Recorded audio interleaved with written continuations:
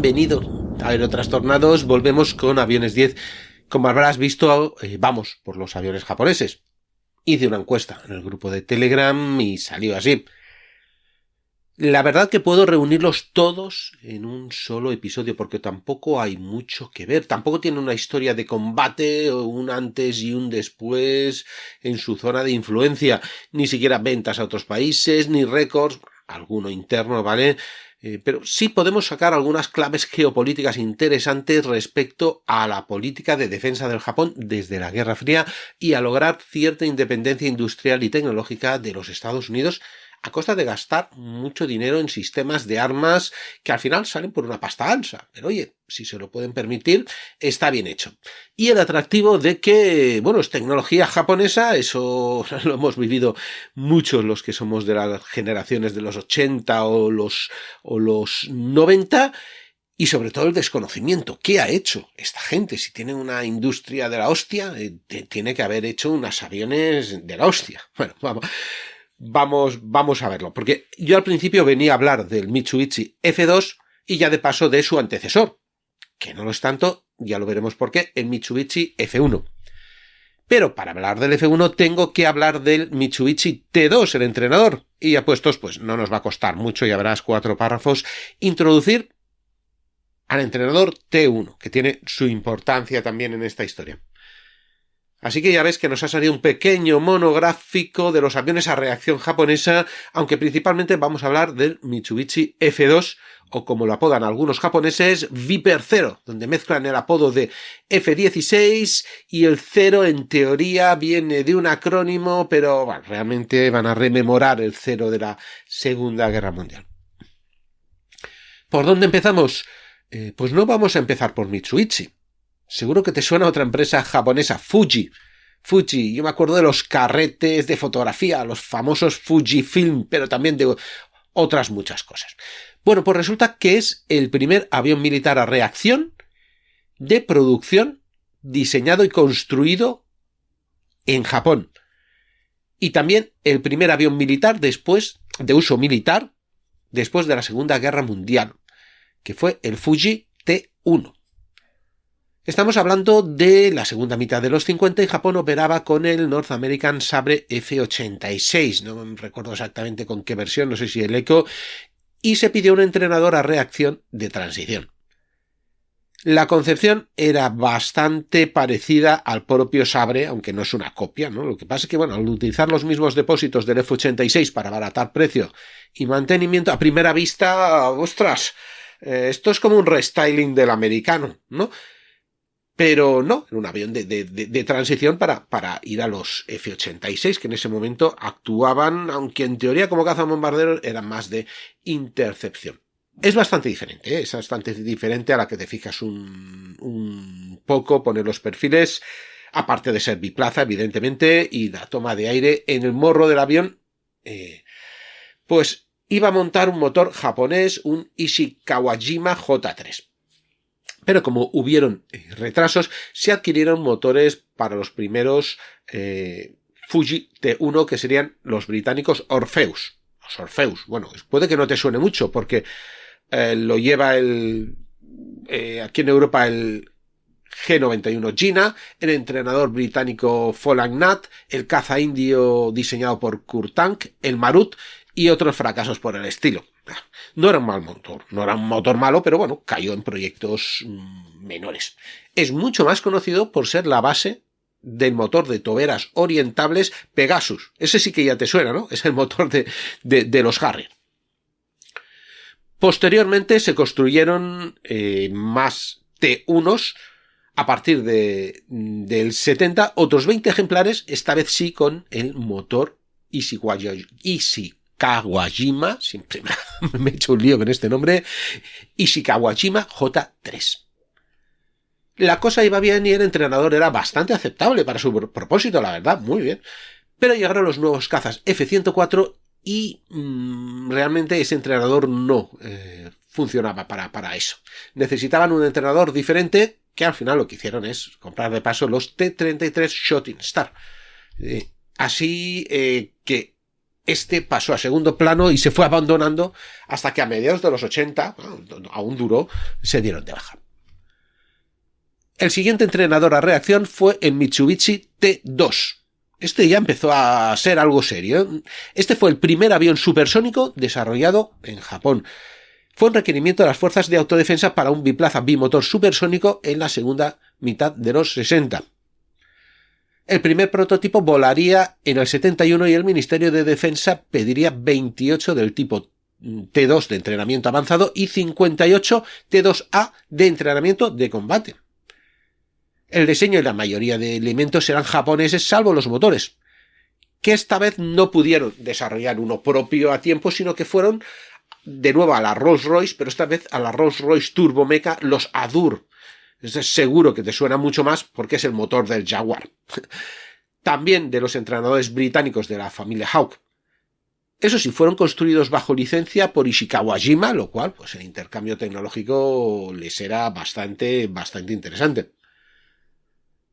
En la comunidad de iVoox pondré ilustraciones, ¿vale? De los aviones, pero ya te digo que tiene un ala alta, muy corta, situada en una posición bastante retrasada en comparación con otros cazas, y el empenaje de cola recuerda mucho al del Phantom. No es el mismo, ¿vale? Pero recuerda mucho porque los estabilizadores horizontales están inclinados hacia abajo. La cabina donde aloja los dos tripulantes está muy adelantada. Está bien para la visibilidad, ¿verdad? Y para poder albergar el radar de seguimiento en el morro, las tomas de aire están a los lados, justo detrás de la cabina. Tiene una punta, pues para mí, muy bonita, muy bonita. Siempre me ha gustado. Desde que lo vi por primera vez en un fascículo de estos de historia de la aviación, digo, ostras, qué majo de aviación además que se parece a los de Mazinger. No me extrañaría que alguno de esos en Mazinger saliese. Estuvo en activo desde el año 75 hasta el 2006, que fueron retirados. Hasta hace casi nada, hasta hace 20 añitos. El siguiente entrenador, ya por nombrarlo, ¿no? Que sería el último entrenador de diseño japonés, el que todavía está en servicio, es el Kawasaki T4, que no es un entrenador avanzado supersónico como el T2, sino uno básico e intermedio que reemplazaría tanto al T1 y al T33, y que convivió con el T2. Se han construido 212 unidades. Si no me equivoco, sigue siendo el avión de los Blue Impulse, el equipo acrobático de la Fuerza Aérea Japonesa. Pero vamos con el que nos interesa, el Mitsubishi F1, el primer avión de combate diseñado y fabricado en Japón desde la Segunda Guerra Mundial.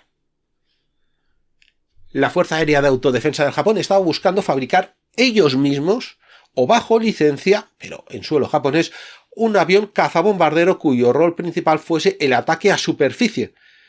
Sobre todo, tanto como objetivos en tierra que también objetivos en el mar. Estamos hablando de una serie de islas. El primer elegido fue el cazabombardero CPK Jaguar. ¡Wow! Un avión ligero de ataque muy logrado que bien podía adaptarse para una versión japonesa, con el énfasis de adaptarlo para llevar armas antibuque, estoy seguro, ¿no? Además del arsenal que ya de por sí podían cargar tanto la versión francesa como la versión británica. Además, querían poder fabricarlo bajo licencia, bueno, ya lo hemos dicho, bajo licencia en Japón, claro, y asegurarse cierto intercambio tecnológico. Y habría sido, yo pienso, una decisión a lo mejor no la mejor, pero muy interesante, y políticamente era muy atractiva. Pero la cosa no salió bien. Según los japoneses, es culpa del Reino Unido y de Francia. Según los franceses, culpa de Japón y el Reino Unido, y según los británicos, lo has adivinado, ¿no? De Francia y de Japón, por supuesto. En realidad, los europeos, por lo visto, pecaron de querer cobrar cara a la licencia y encima de que tuviese una restricción de transferencia tecnológica. Es decir, tener que pasar siempre por el consorcio franco-británico SEPECAT para ciertos ajustes o modificaciones, y eso impedía que los japoneses pudiesen modificarlo libremente en el futuro. O eso es lo que nos cuentan los japoneses. Probablemente sería eso, siempre ha pasado eso. Esto último, de lo de la restricción de transferencia tecnológica, parece que fue lo más decisivo, ya que estaba en juego este paso que querían dar en la soberanía industrial militar del Japón. Por otra parte, también era complicado y muy caro crear un avión desde cero. en ese momento era prohibitivamente caro para Japón. También miraron otras opciones, por ejemplo los F-5 Eco, que podían construir bajo licencia y era un caza relativamente barato, pero tal vez demasiado ligero para lo que precisaban. Y uno que me sorprendió al principio, pero que le encuentro una elección muy lógica, si la hubiesen cogido, fue la del A7 Corsair 2, que incluso fue evaluado y bueno, la verdad que ofreció una gran capacidad de carga. Lo que pasa es que se consideró demasiado especializado. Ellos querían un cazabombardero que, aunque si el rol principal fuese el ataque en superficie, también tuviese ciertas capacidades para combate aire-aire. Así que la Fuerza Aérea de Autodefensa del Japón y el ministerio correspondiente, que estaban muy satisfechos con su T-2, preguntaron a Mitsubishi si este avión podía adaptarse hacia un cazabombardero, aunque el rol principal fuese ese ataque a superficie. En ese momento las necesidades del Japón eran de una docena de escuadrones de cazabombarderos para la defensa nacional. Los F-4 empezaban a enseñar las arrugas. Como caza principal de ataque ya habían negociado la adquisición de ataque, de defensa aérea, digamos, de intercepción, pues el Phantom II Eco Juliet, el japonés, que es un Eco de toda la vida con su cañón Vulcan incluido, y la J, porque la japonización consistiría en eliminar el equipo innecesario para las operaciones japonesas, y le habrían añadido un equipo de seguimiento para convertirlo en caza interceptor, es decir, un equipo para ser manejado a partir de balizas.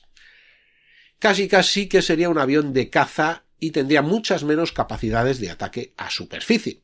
En lo que más brillaba el Phantom, pero bueno, también en aire-aire era un elemento importantísimo.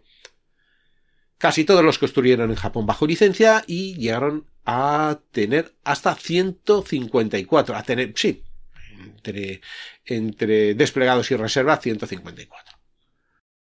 Así que el carísimo entrenador T2, que les había salido por una pasta gansa por los pocos producidos y por la inversión tecnológica, podía servir de base y ahorrarse un montón de yenes para construir su propio cazabombardero supersónico. Eso quería decir poder aprovechar no solo gran parte del trabajo hecho, sino que también tendría muchísimas piezas comunes.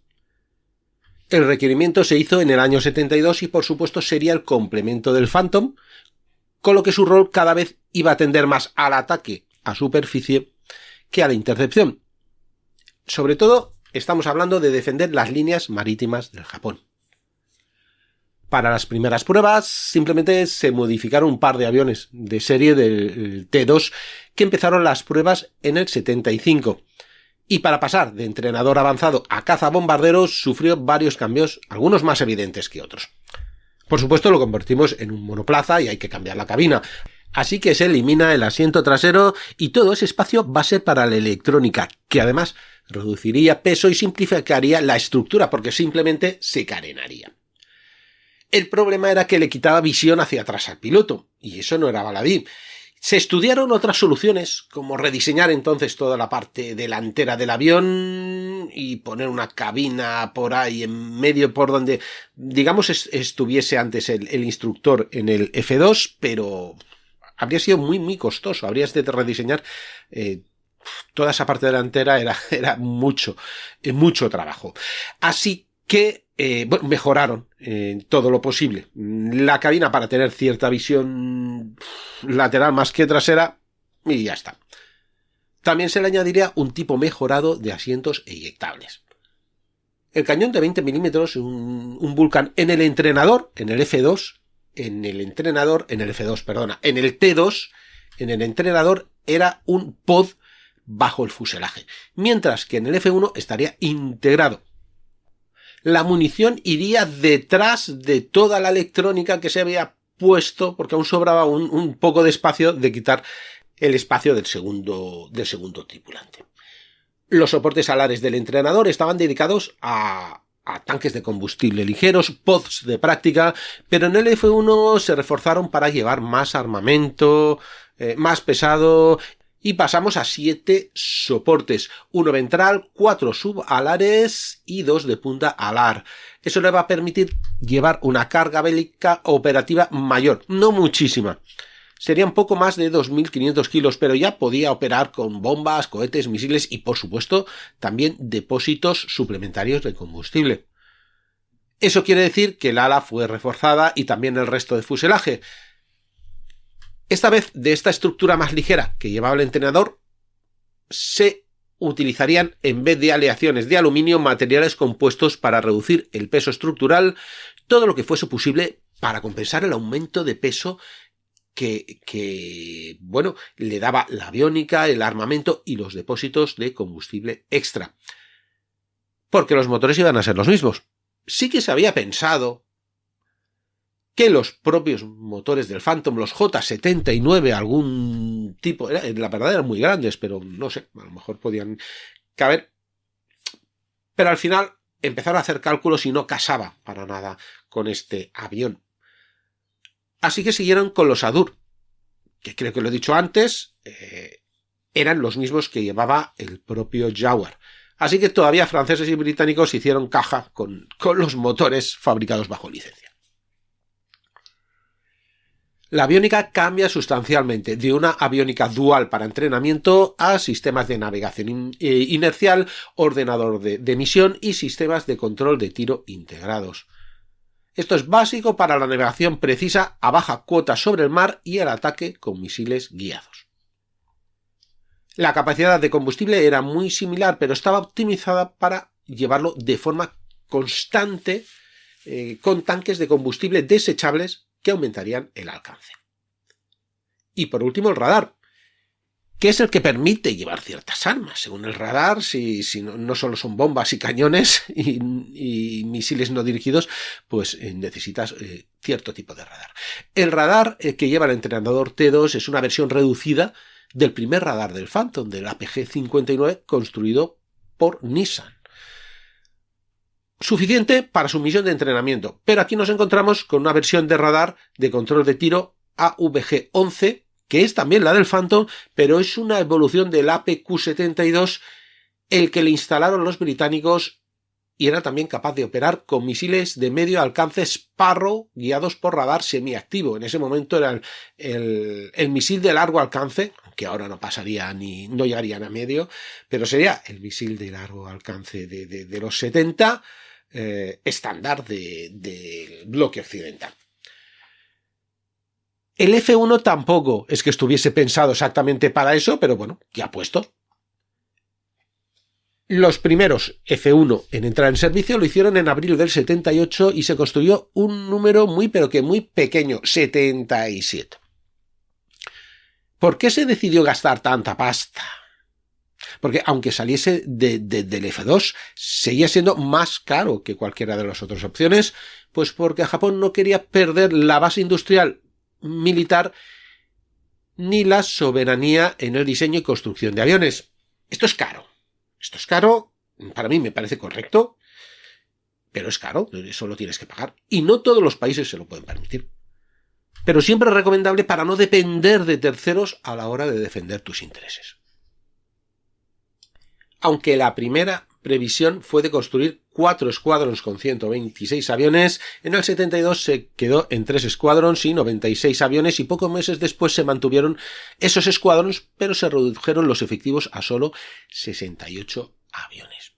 Ahí cuenta también los de reserva y, digamos, hay aviones que tú construyes, pero muchas veces no ensamblas porque pueden ser para piezas de repuestos.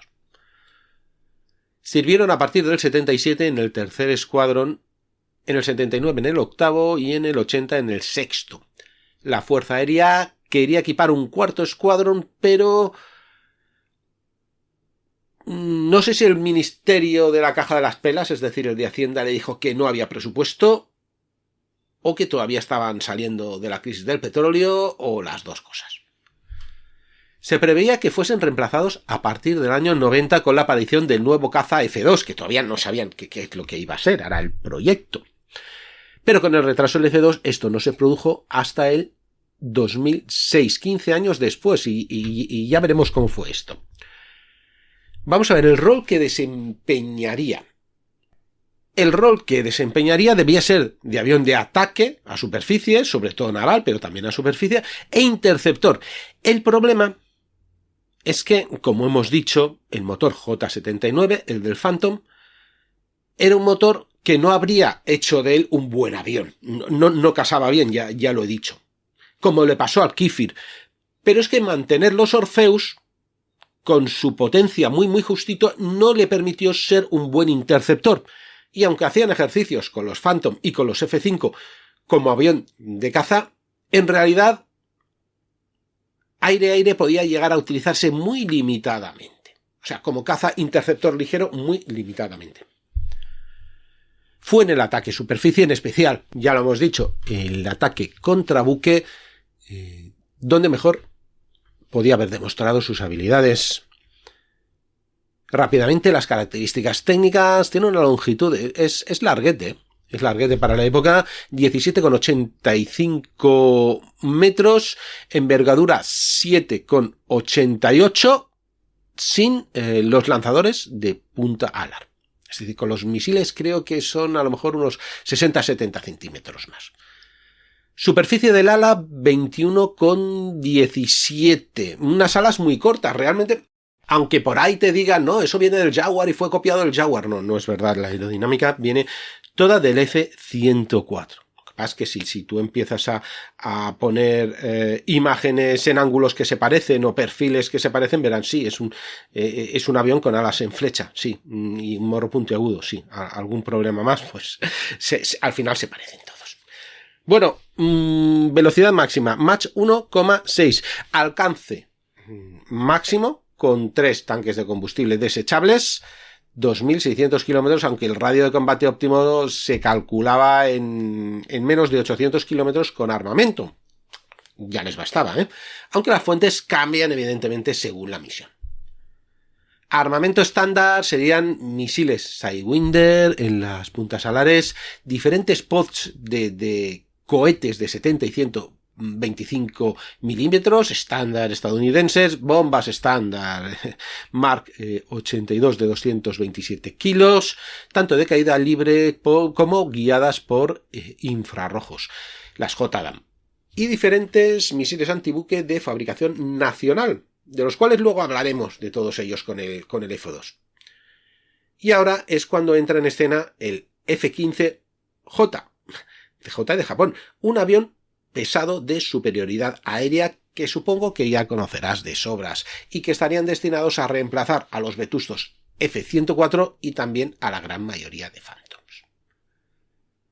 Ya en diciembre del 78 se puso en marcha a Mitsubishi para que fabricase bajo licencia tanto el F-15 Charlie monoplaza como el Delta biplaza.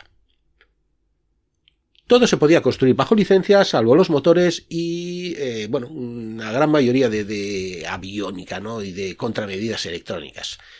Al principio se fabricarían en Estados Unidos, se exportarían a Japón, luego se exportarían piezas para que los ensamblasen y más tarde ya de fabricar gran parte de sus componentes. En Japón se armó, yo creo que uno de los mejores cazas de superioridad aérea del momento para controlar de parte de los Estados Unidos y pagándolo Japón la zona del Pacífico de influencia soviética. Entre adquisiciones y construcción bajo licencia estamos hablando de 213 cédulas, que no quieren decir aviones exactamente, ya lo hemos dicho. Un buen negocio para la McDonnell y también para Mitsubishi, claro. ¿Y qué tiene que ver esto en nuestro relato del F-15, aparte de que sea el avión que les acompañase? Pues que el Japón, gracias a este intercambio tecnológico y desarrollo industrial, adquirió la confianza y capacidad de la industria de dominar tecnologías punteras, de integrar sistemas complejos y de gestionar programas a gran escala. Eso les daría una base creíble para ser capaces de construir de nuevo su propio avión desde cero, que complementaría al F-15. Este proyecto sería el F2 o XF2, tiene otro nombre, y el F2 debía ser totalmente diseñado en Japón. Pero como ya sabrás, el F2 es un F-16 modificado.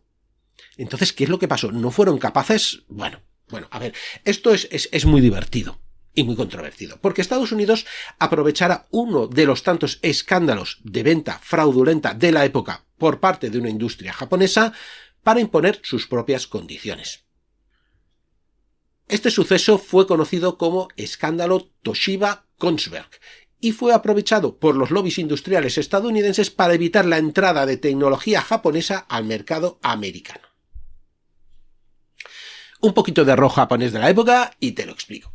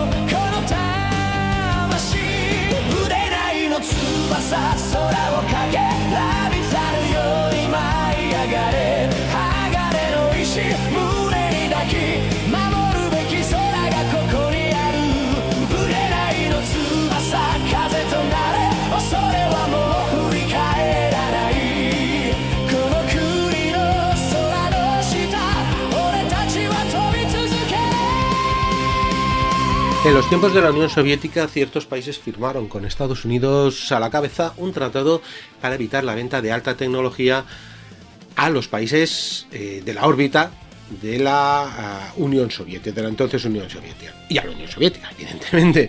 Algo así como las restricciones que han intentado poner desde hace tiempo a los chips de Nvidia, por ejemplo, ¿no? Es evidente que no quieren que el enemigo pues tenga la última tecnología, pero evidentemente las empresas soviéticas pagaban bien, excelentemente bien, la transferencia de tecnología de última generación. Muchas empresas vendían a la Unión Soviética material sensible bajo la apariencia de tecnología más básica. No se libra nadie, ni los propios Estados Unidos, ni Europa, ni nadie. Las empresas japonesas lo practicaban habitualmente. Así, por ejemplo, se me ocurre que podía venderles un ordenador escolar para el departamento de matemáticas de un instituto.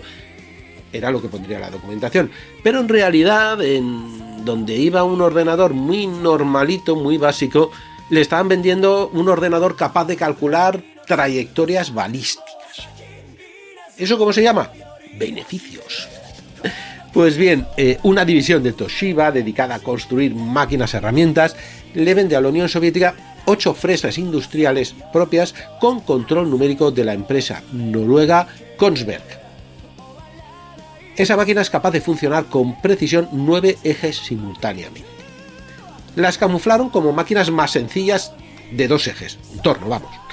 Y el control numérico no tan potente, así que las lograron exportar por separados entre el 82 y el 83 bajo una empresa pantalla llamada Waco Trading, que utilizaba la megacorporación de trading Itochu Corporation para estos menesteres así de beneficios.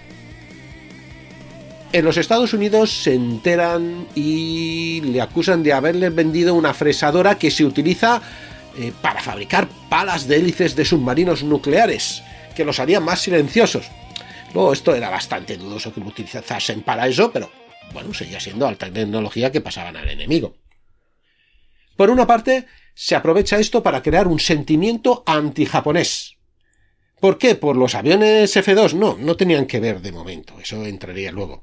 Sino que la industria estadounidense estaba viendo cómo en ese momento su país estaba siendo inundado de tecnología japonesa que era superior y más barata que la que ellos mismos podían fabricar. El ejemplo más claro es el mercado automovilístico. Pero electrónica de consumo estaban arrasando, radiocassettes, equipos de alta fidelidad, televisiones, entretenimiento, pequeño electrodoméstico, maquinaria industrial, maquinaria agrícola, y el déficit comercial con Japón cada vez era absolutamente más negativo. cualquier parecido con la realidad actual es pura coincidencia, ¿eh? Bueno, el complejo militar industrial estadounidense, el CMI, se frotó las manos.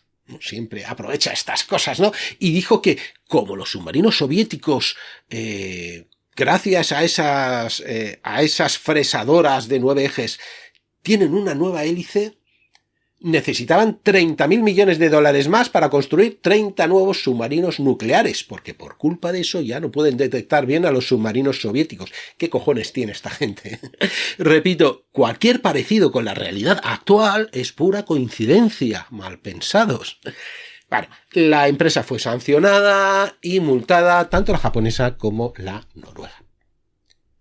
Este sentimiento antijaponés, el enemigo comercial del momento, se convirtió también en una serie de restricciones de carácter proteccionista y se impusieron aranceles. ¿Dónde habremos escuchado eso? Por ejemplo, a los coches japoneses. Esto resultó muy bien, lo de los aranceles a los coches japoneses, porque actualmente el mercado estadounidense de automóviles está dominado por vehículos japoneses. Esto, bueno, como he ido diciendo, y para lo que nos interesa en esta historia, es que el caza japonés F-2 está dentro de ese contexto de tensiones comerciales de las que hemos hablado. Los estadounidenses dijeron a Japón que la balanza comercial estaba demasiado a favor vuestra y que no permitirían, ellos mandan allí, que los japoneses diseñasen un caza que escapase a su control tecnológico. Así que no les quedó otra a los japoneses que la solución de fabricar de nuevo bajo licencia. Pero llegaron a convencerles y negociar un 60% de la producción para así poder investigar e integrar una cierta cantidad de tecnología y sistemas desarrollados localmente, a lo cual los americanos, bueno, al final accedieron, mientras la base fuese un avión estadounidense. El rol de este avión debería ser el mismo que el F-1, vamos, el de complementar la defensa de las islas y su territorio circundante, mientras el F-15 era quien, junto a la misilería antiaérea y naval también, daba cobertura aérea necesaria. Tendríamos un cazabombardero polivalente con el rol principal de ataque a superficie y en especial ataque a buques. Recordemos que estamos en un archipiélago y como rol secundario también actuar como complemento de la defensa aérea. Lo mismo que se esperaba del F-1, aunque la misión de defensa aérea en el F-1 nunca habría sido capaz de desempeñarla. Se valoró tanto el F-18 como el F-16 y se consideró que el F-16 sería el más apto, tanto para la capacidad tecnológica japonesa como para las arcas del Estado. Aunque también hay que decir que los primeros F-18 no distaban demasiado del precio del F-16, siendo el F-18 bastante más capaz, eso ya lo sabemos, ya lo conocemos aquí en España. También se evaluó al Tornado, pero a ver, era ideal, para el ataque a superficie y para ataque naval, no lo dudo en absoluto. Pero no era estadounidense. Y sí que era algo más caro. Ojo que había una facción que lo que quería era comprar directamente aviones a los Estados Unidos. En concreto, las nuevas versiones de F-5, los Tiger II. ¿Serían maletines de la Northrop? ¿Quién sabe? Aquí todo el mundo movía maletines. Al principio no se llamaría F2, se llamarían, mira, aquí sí que lo tengo apuntado, FSX es algo así como caza de apoyo de próxima generación, desde que se autoriza en julio del 82. Ya veis que cuando hablan de F-tal, cuando hablan de Fighter, nosotros siempre pensamos directamente en caza, pero no tiene por qué ser caza. Lo utilizan como avión de ataque, que al suelo, al aire, da igual, es un avión de ataque, es un tipo F. Digamos que también los japoneses cogerían las nomenclaturas estadounidenses, ya lo veremos en los radar, que es APGs, en los cazas serían F, los trainers serían T, van a coger lo mismo. Querían jubilar a los F1, ¿vale? A los F1, estos tan bonitos, para 1990, y necesitaban ya darse prisa para crear el F2, que todavía no sabían ni cómo sería. ¿Por qué? Porque el cálculo inicial de la vida útil del F1 era de 3.500 horas, para que digan de otros aviones. Pero como que sabían que no llegarían a tiempo, porque ni siquiera estaba diseñado el avión que iba a sucederle. Entre el 84 y el 85 se decidió que de alguna manera mágica eso se había prolongado otras 500 horas para un total de 4.000 horas de vida útil. ¿Por qué? Porque le hicieron un mantenimiento especial, le pusieron unos refuerzos. No, por decreto. Punto. ¿Por qué lo digo yo? Bueno, vale. Aunque sí que es verdad que vino en ayuda la crisis del petróleo. ¿Ya ves tú por qué? Pues mira, los aviones volaron menos por el precio del combustible y esto se llegó a alargar hasta casi finales de los 90. Antes de las imposiciones de los Estados Unidos, la Mitsubishi estaba encantada de poder entrar en el negocio aeronáutico y lo veía como un plan estratégico. El F-2 podía ser el reclamo perfecto para entrar en el mercado de armamento moderno. Qué ingenuos, ¿no? Eso no se lo permitirían. Luego pasó lo que pasó con el escándalo de la Toshiba, que podía haber sido este o cualquier otro, y volvemos a un derivado del F-16.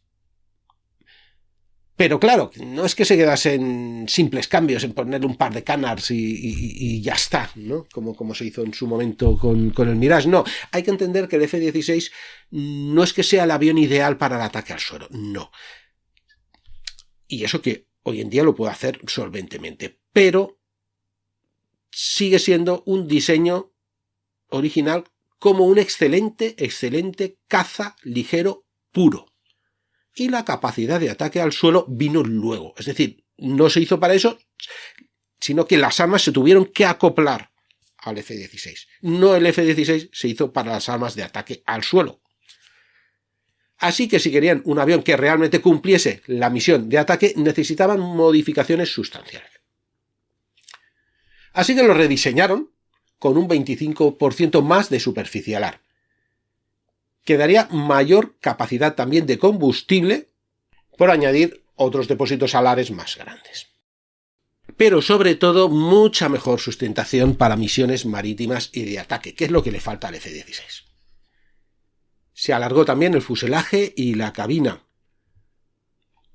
Dado que los Estados Unidos no quiso darle los códigos fuentes del fly-by-wire ni de otros sistemas electrónicos, los japoneses tuvieron que crear los suyos propios.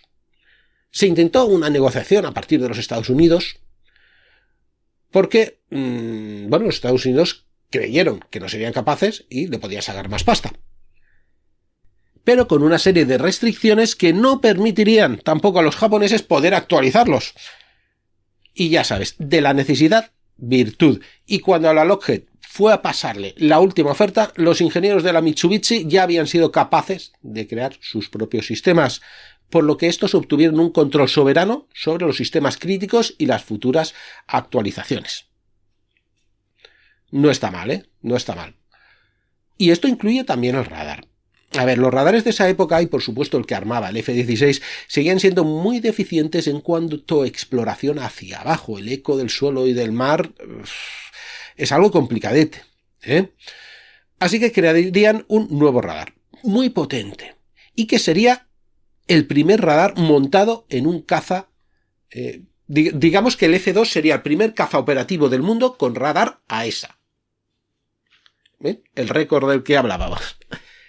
El radar tiene la denominación de Mitsubishi JAPG-1, que opera en la banda de 8 a 12 GHz con alcances de 60 millas náuticas, que esos son 112 kilómetros más o menos, frente a un blanco de 5 metros cuadrados, en condiciones óptimas y todo lo que quieras, y probablemente un poquito exagerado, ¿no? Que eso lo hacemos todo. El radar era más grande que el F-16 y pesaba más. Estamos hablando de 70 centímetros de diámetro frente a 60 centímetros del F-16 y 150 kilos de peso, bastante pesado, frente a los 95 del F-16. Así que otra de las modificaciones japonesas fue que el morro se tuvo que rediseñar a uno más grande para albergar ese sistema. Hay una variante, que es el JAPG-2, que es simplemente, pone entre comillas simplemente, pero simplemente una modificación para poder lanzar los misiles japoneses aire-aire AAM-4, aunque ya te hablaré de él un poquito más adelante.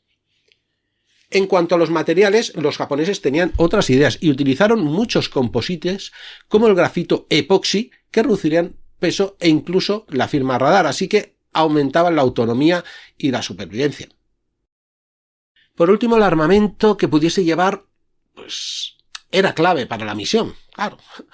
El avión no deja de ser un simple vector, así que tenemos un soporte bajo el fuselaje, 10 subalares y 2 en las puntas alares para misiles Sidewinder. Esto estaba hecho para la integración de su propio armamento, que bueno, aparte de las bombas Mark 80T, los cohetes y algunos misiles estándar de la OTAN, tenemos los misiles antibuques japoneses, y podemos hablar ya de ellos, ¿verdad? Se van a llamar ASM-1, ASM-2 y ASM-3, y cada uno pertenece a una generación diferente, la primera, la segunda y la tercera. Vamos, no he hecho ni hecho exprofeso. A ver, el ASM-1 es del año 81, primera generación subsónico, Mach 0,9, un alcance de unos 50 kilómetros, que son 27 millas náuticas, de guía inercial con radar activo.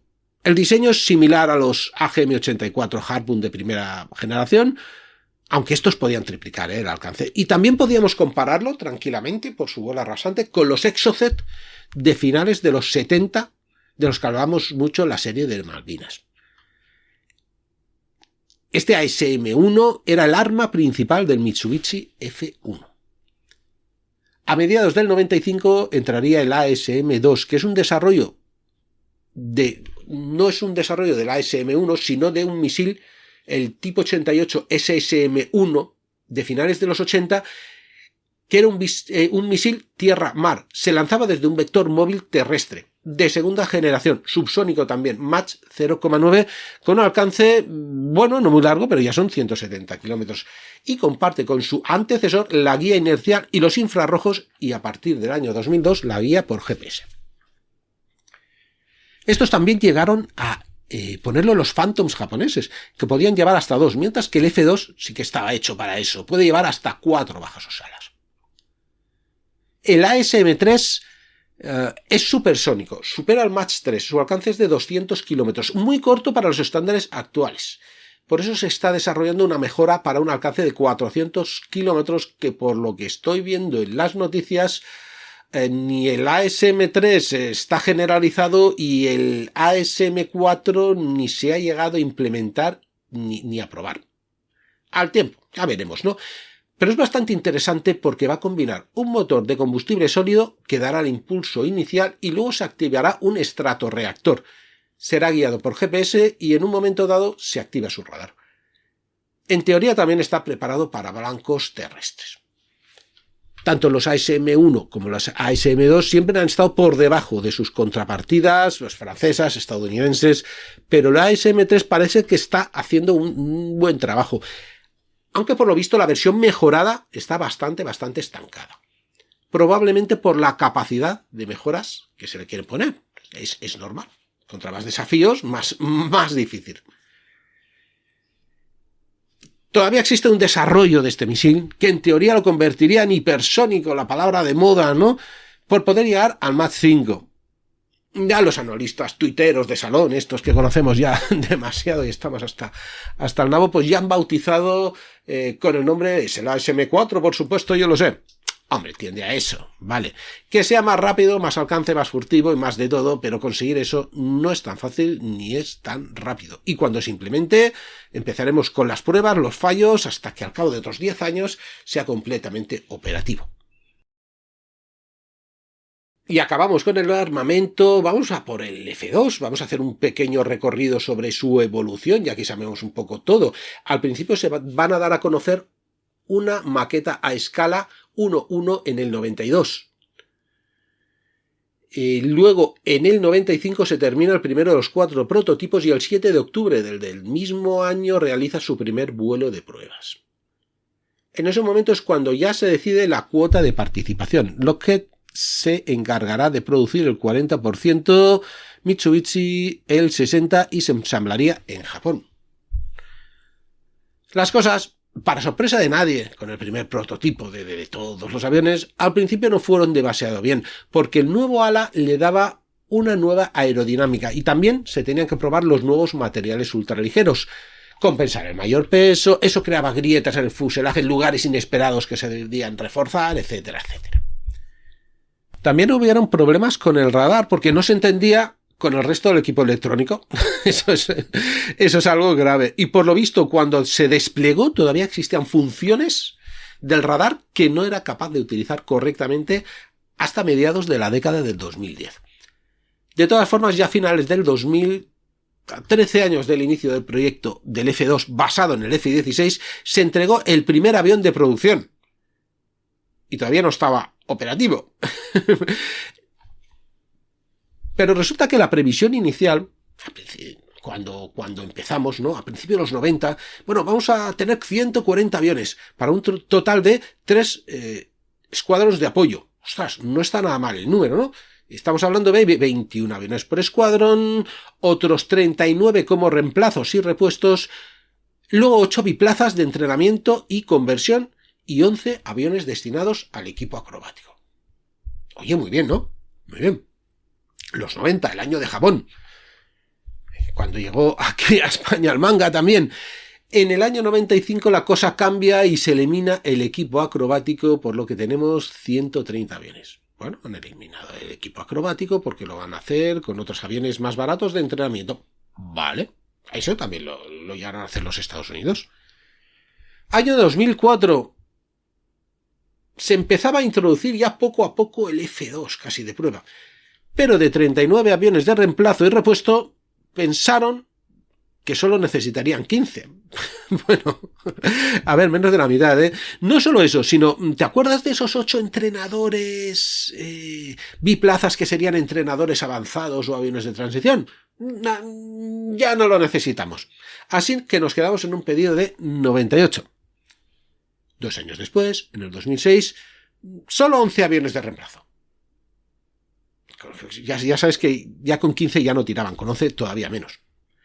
Ahí pasó de todo. Desde el encarecimiento del proyecto, en especial se dobló el precio de lo que se construía en los Estados Unidos, no tanto en Japón, también aumentó, pero no tanto. Ellos tenían unas previsiones y no se pasaron. Y que Japón no tenía tanto dinero.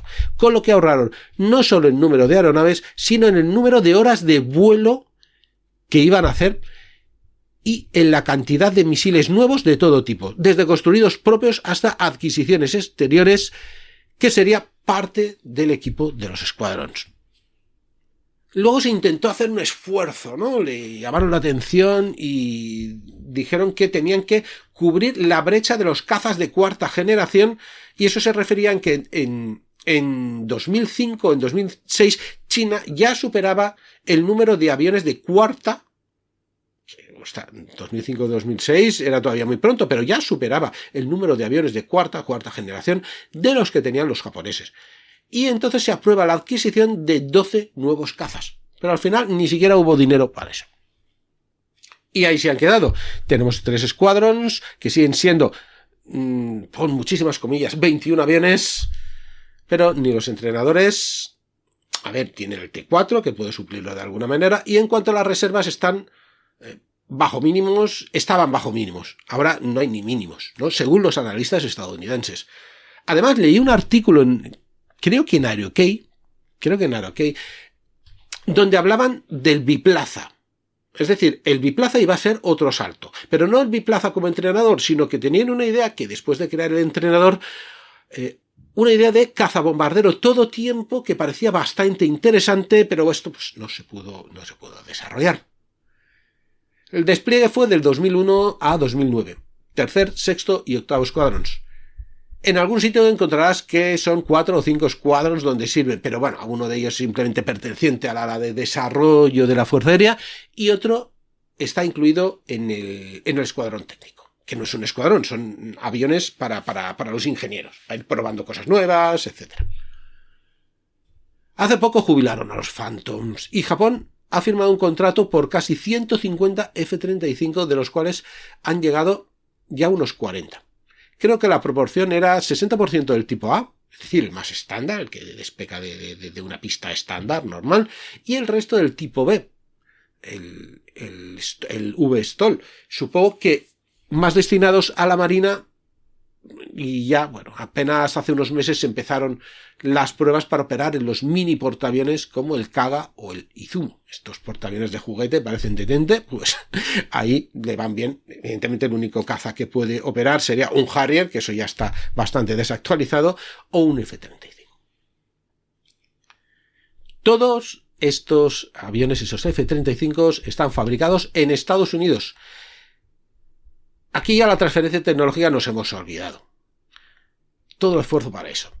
El F-35 no hay transferencia tecnológica a nadie, a ningún país. Algo al Reino Unido, a ningún país. Aunque tú digas, no a Israel, no a Turquía, no a Italia. Mentira, no existe. Es pura propaganda. Pero ya te digo, todo el esfuerzo que habían hecho en el F-2, pues parece no ha servido para nada. A ver, el F-35A resulta que además tiene el mismo rol de cazabombardero que el F-16, aunque bastante más avanzado, evidentemente, y mucho más caro en todos los sentidos. Eso quiere decir que, aunque el F-2 todavía continuará muchos años con los japoneses, porque sigue siendo un avión apto, bastante nuevo, pero tal vez el rol principal de este caza japonés lo acabará acaparando el F-35. No sé exactamente lo que pueden tener en cabeza los estrategas japoneses y estadounidenses. No lo sé. Evidentemente la modernización de la Fuerza Aérea China ha tenido todo que ver. Pero me temo que este avión va a quedar en un segundísimo plano y simplemente se va a utilizar para enseñar la bandera del orgullo nacional. Para hacer desfiles, y van a hacer desfiles, sacarán su avión y el avión de transporte que tienen y ya está. Y lo que mandarán ahí será F-15 y los F-35. Sí que hay cosas que puede hacer, que no el F-35. El combate aéreo cercano o como interceptor es bastante más apto que el F-35 en muchos escenarios. Pero en realidad tenemos los F-15 para eso, que es mucho mejor que cualquiera de ellos. Entonces va a quedar así un poco en tierra de nadie, y aunque son teóricamente 3 los Squadrons, es un activo importante que ha quedado deslucido. El tiempo lo dirá, pero el problema en realidad es otro, porque es un avión que apenas lleva ni 20 años en servicio, el más antiguo. Y resulta que, dado el poco número de piezas de repuestos que se han fabricado, hace ya tiempo que se han recurrido al típico canibalismo de aviones. Así que se calcula que menos del 50% de los efectivos de los Squadrons con el F-2 no es que no estén operativos, es que tienen todas las piezas. Y la cosa va peor, porque el desgaste se está acentuando cada vez más, no se le está destinando presupuesto, es más, se está destinando menos todavía al mantenimiento, debido, supongo, a lo que se están gastando en el F-35. Y eso da mucho que pensar, porque es como si hubiesen tirado la toalla y un proyecto que podía haber resuelto muchas cosas y podía haber evolucionado más y haber dado a otros aviones más modernos, se haya quedado en lo que puede ser un fracaso, no como el avión en sí, sino como programa de defensa de proporciones bestiales. Porque ahí la cantidad de pasta en un nuevo avión, hasta que esté basado en otro, es mucha. Y si fuese un país exportador de armas, pues aún dices, bueno, pues es tecnología que poco a poco se va vendiendo, recuperando en algunas ventas, en nuevos prototipos, etcétera, pero no es el caso. A mí no me extrañaría que en pocos años veamos cómo se reducen a un solo escuadrón operativo con los aviones que quedan, reagruparlos, o incluso se dan de baja y son sustituidos o bien por F-35 o directamente que desapareciesen algunos escuadrones. Ya veremos si llegan siquiera a la mitad de las 6.000 horas de vida de vuelo útil del avión. Y vale, ahora me dirás, están con un avión de sexta generación, o séptima por lo menos, con el Reino Unido e Italia, ya, pero es que dicen que será para dentro de 20 años. Y ya sabes que cuando dicen 20 años son 30. Y hasta ese periodo de tiempo habrán retrasos, sino directamente cambios de socios y de proyectos y cancelaciones. ¿Qué hacemos entonces con los F-2? A lo mejor lo podíamos vender. ¿O no? Que es una de las preguntas que me hicieron, ¿no? ¿Cómo que los japoneses no valoraron en su momento la exportación del F-1 o del F-2? Es una potencia industrial de primera. A ver, el F-2, tanto este avión como casi cualquier arma japonesa, tiene un problema. Bueno, dos. El primero es que está atados de pies y manos por su socio mayoritario. Está claro porque los Estados Unidos cortarían cualquier operación que no les interesase. Fíjate cómo obligaron a que el F-2 estuviese basado en un avión estadounidense. El mercado es el mercado y no permitirían que ninguno se lo pisase. Fíjate cómo le ordenan a Israel que parase el desarrollo del Lavi.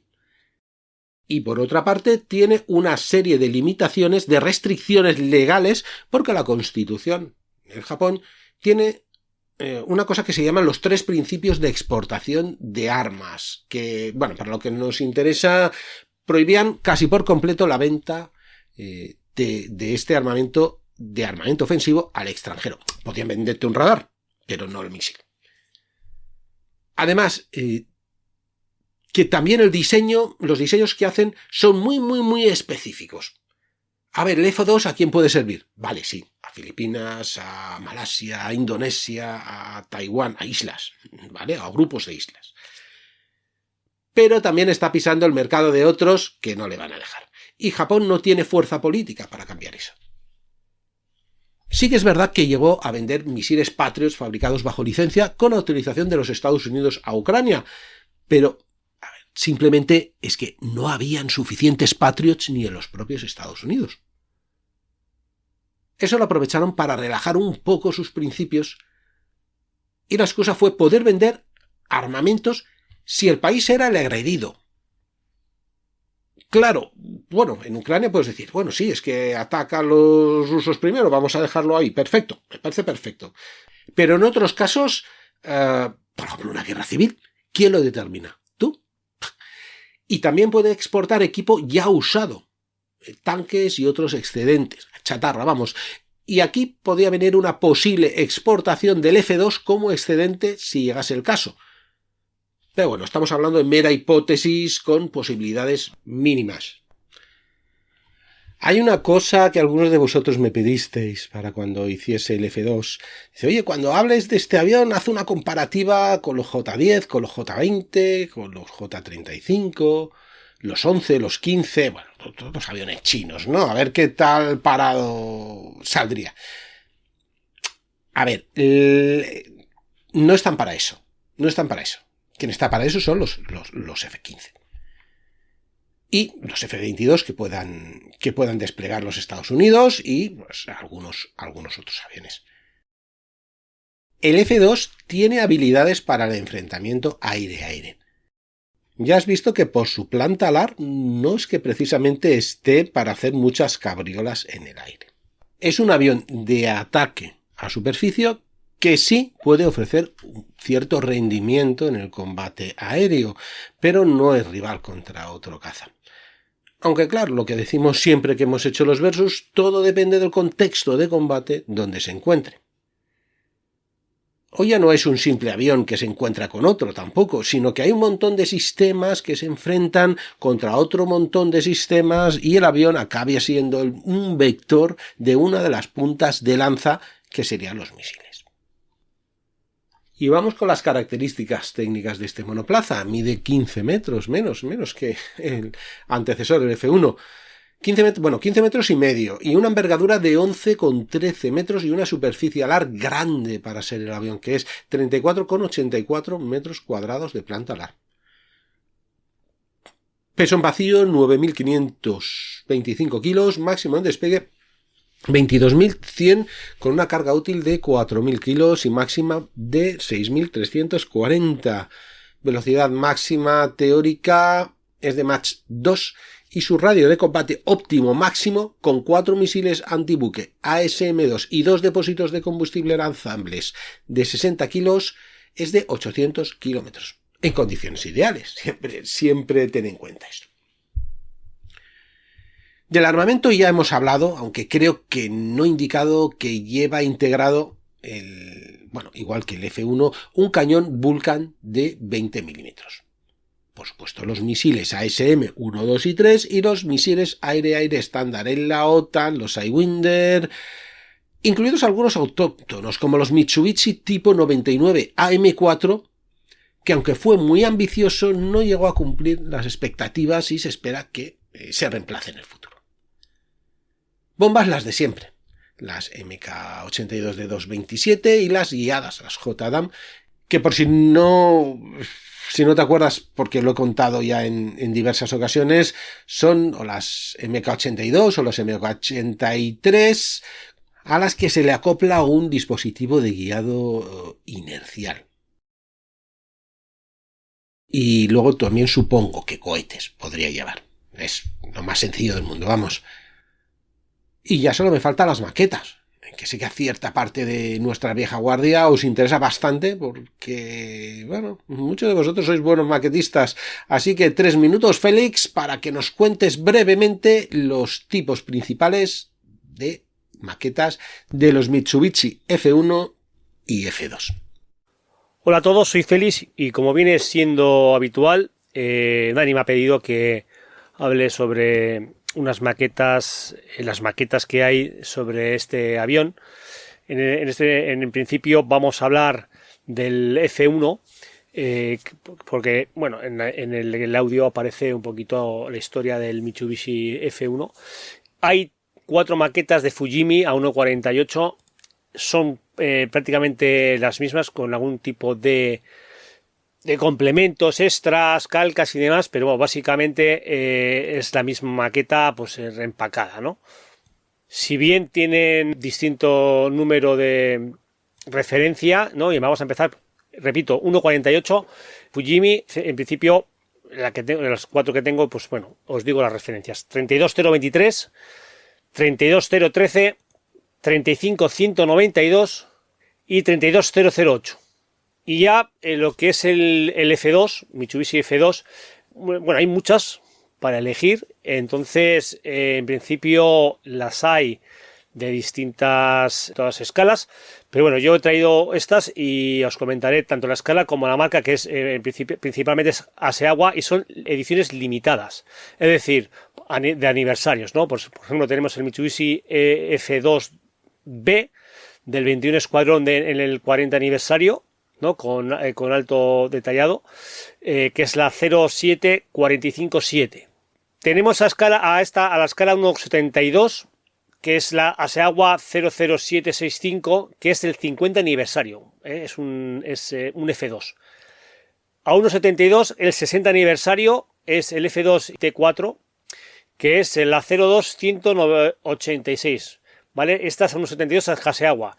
Y luego ya pasamos al 70 aniversario, que es el tercer escuadrón, también Aseagua, 1.48, ordenado por aniversario, evidentemente, que es la 07554.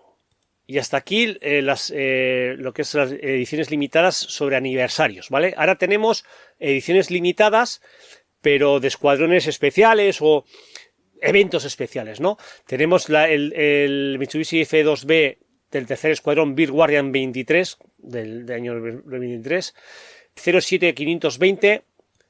Tenemos también a 1.72 la 01976, que es Gambarou Tohoku, que es un F2B. Tenemos la Bear Guardian 2023 a 1.72 de Fine Models. Aquí hemos cambiado la marca del F2B Fighter, 72849. Y la tenemos Air Combat 2010, que es un Mitsubishi de F2A de Aseagua, la 01918. Esa también es a 1.72. Ahora las que traigo son también ediciones limitadas, pero con la escala 1.48. Y es la marca Aseagua 07518, que es un F2 Kai. Tenemos el prototipo número 4, un F2B 07509. El octavo escuadrón Panthers, un F2A 09866. Y el Mitsubishi XF2A es el 09558. Ahora ya las dos que quedan por comentar, esa escala 1.72, la primera es de Fine Models 72949, que es un Mitsubishi F2B, y el de Aseagua 00393, que es la cuarta Airwing, también es un F2B. Supongo que si queremos buscar más, hay muchas más maquetas del F2, muchísimas.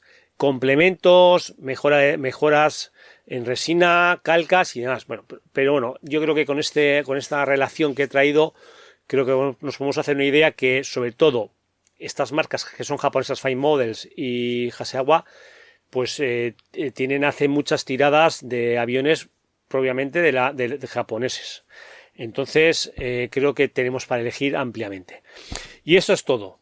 Un saludete a todos y hasta la siguiente. Ya como conclusión, Japón dio la sorpresa al crear el F1 de una manera brillante, aunque el F2 se quedó cojo. Logró cierta autonomía y experiencia tecnológica en cuanto a sus sistemas de armas, y aunque esté en el proyecto italo-británico-japonés Global Combat Aid Program, pues veremos si sigue adelante y qué cuota de participación tiene. Japón podía haber tenido una industria armamentística competitiva y tal vez ahora independiente, pero lastrada primero por los tratados de restricciones de armas, los tratados luego de exportación y por último la determinante actuación de los Estados Unidos, que es quien realmente tiene la llave y gran parte del control de sus fuerzas armadas a nivel estratégico. Por supuesto, un tema político que ha lastrado la capacidad de los japoneses también en este campo. Como sé que esto siempre es controvertido y yo a veces lo soy más, espero vuestras opiniones, espero tu like si te ha gustado y si lo has pasado bien, por supuesto. Espero escuchar también tus propuestas para nuevos aviones y seguiremos cada mes ofreciéndote un nuevo episodio de Aviones 10. Nos vemos en el próximo Casus Belli.